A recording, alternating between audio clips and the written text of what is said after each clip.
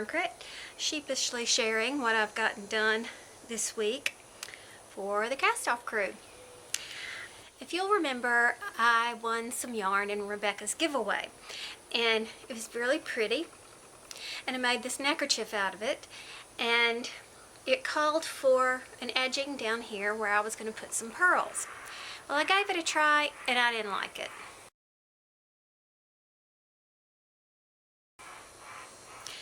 So I decided I was just going to leave it like this. And now I just have to figure out how to wear it properly so I don't look like I'm wearing a bib. But the yarn is really pretty and it feels so good. So I'm really excited about that. So thank you, Rebecca. Now this is another one that I got done this week. See, it's kind of uneven. The fold up is uneven. And I really didn't have a pattern for this. I was inspired by a couple of pictures that I saw on Pinterest. Whoa, can you hear those crickets or whatever? Anyway, I was kind of inspired by that.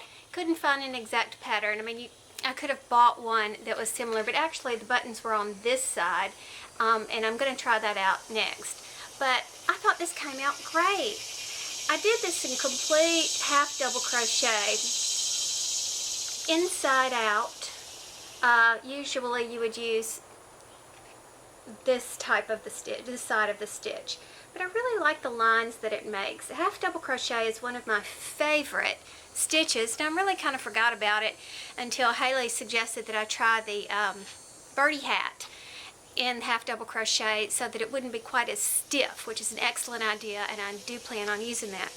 But I have not had good luck with my yarn lately, having to rip and carry on. I don't know what's going on with my fumble fingers.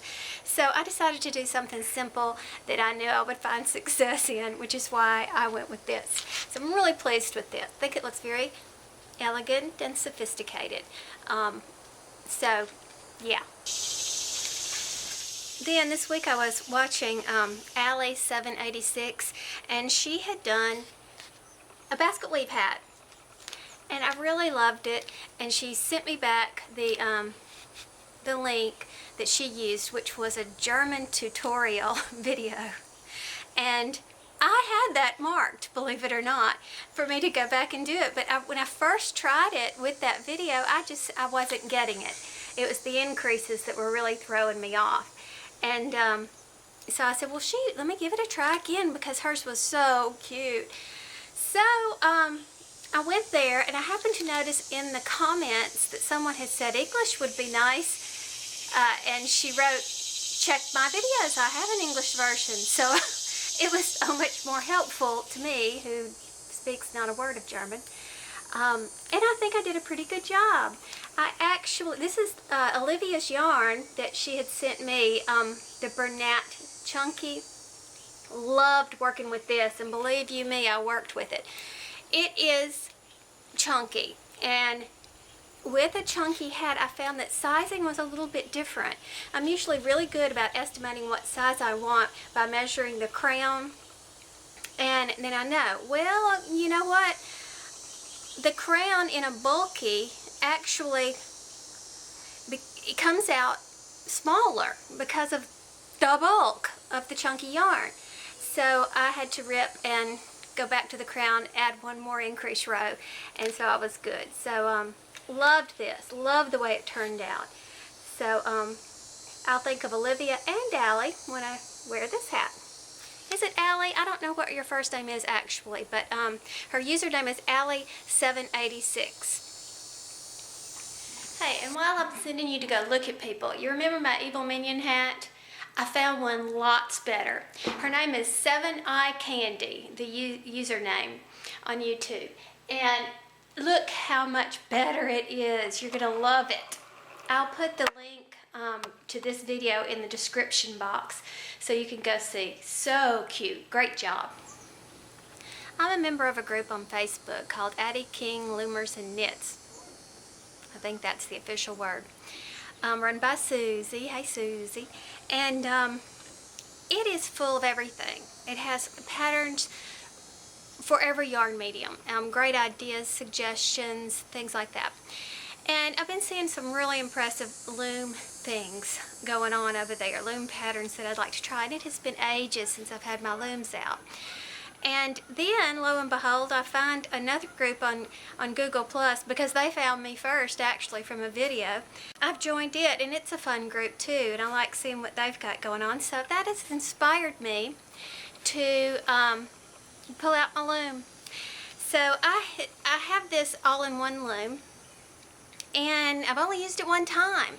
And I found that the hats on the 82 peg setting were too big for me. So I'm doing this one on the smaller setting just for size purposes. I just want to see what it comes out.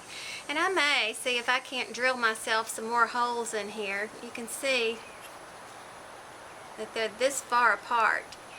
I don't know. I'm experimenting with this loom. Again, I really like the close gauge of it. So, and another thing is I can do it with my left hand. And my right hand has been giving me fits. It has nothing to do, well, it probably does have to do with yarn and whatnot. I have a wrist issue, and it just acts up every now and then. Of course, working at the horse barn is not that great for it either. But the repetitive motion tends to upset it. So I can loom with my left hand, and I did all this with my left hand. So that's what I'm up to this week, is rediscovering the joy of loom, which got me involved in yarn to begin with. So I just thought I would mention that. Now, I've mentioned before that I only like to buy my yarn and crochet or knitting or whatever supplies on sale.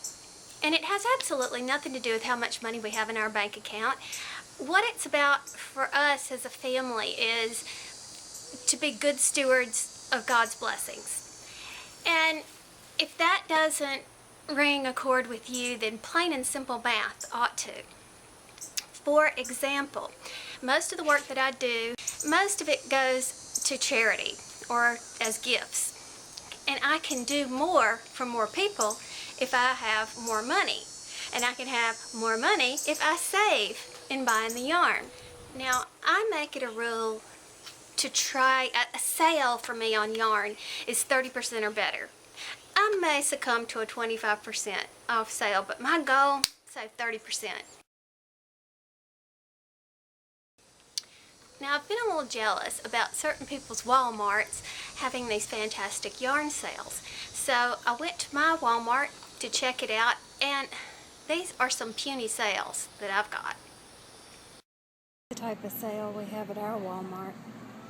Save $1 on amazing yarn. Okay, you know what? That's just hardly even worth my looking at. That's Bernat. $4 for Red Heart Super Saver Big Thing. Not a good savings. Not impressive, so I passed that by. Now, Michael's is a sneaky one. At least my Michael's is a sneaky one. And they got me good one time. For example, I get this email saying that all this yarn was on sale. So, ooh, I'm so excited. I'm going off on a buying binge. I go in there. Not a single thing appeared to be on sale. So I walked out all disappointed. Poor me. Okay. The other day, I get another email. And it happened to mention that the Boutique Unforgettable, that really pretty yarn that I made, my scarf that's a gift on the AliExpress, love that yarn.